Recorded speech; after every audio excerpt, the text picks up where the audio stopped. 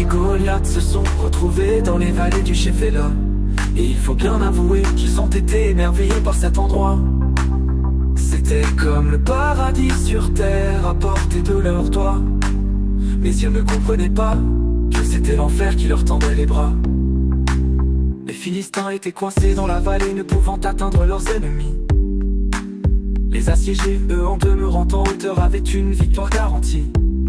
La situation pouvait rester figée à jamais ainsi.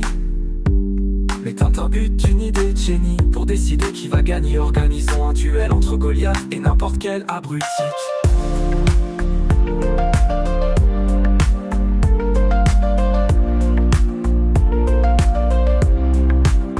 Tintin claqua les fesses de son Goliath en lui disant: ça c'est mon champion.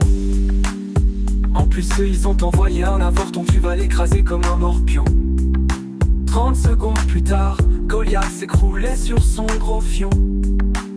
Tintin ne put que laisser échapper un bruit de déglutition. Tintin et Goliath se sont retrouvés dans les vallées du Shephélah. Et il faut bien avouer qu'ils ont été émerveillés par cet endroit. C'était comme le paradis sur terre à portée de leurs doigts. Mais ils ne comprenaient pas que c'était l'enfer qui leur tendait les bras.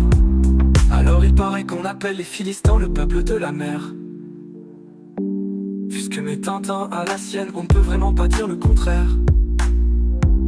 Tintin a tout de suite appelé ses ennemis d'hier, ses frères, leur expliquant qu'il était là dans le cadre d'un échange scolaire. Tintin n'a vraiment honte de rien, il va et il vient, un petit peu comme la queue de son chien. Après il les a saoulés en leur expliquant qu'à la base il était réfugié climatique hawaïen. Sinon, dans votre petit club, vous acceptez les végétariens?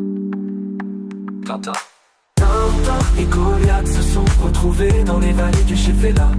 Et il faut bien avouer qu'ils ont été émerveillés par cet endroit. C'était comme le paradis sur terre à portée de leurs doigts. Mais ils ne comprenaient pas que c'était l'enfer qui leur tendait les bras.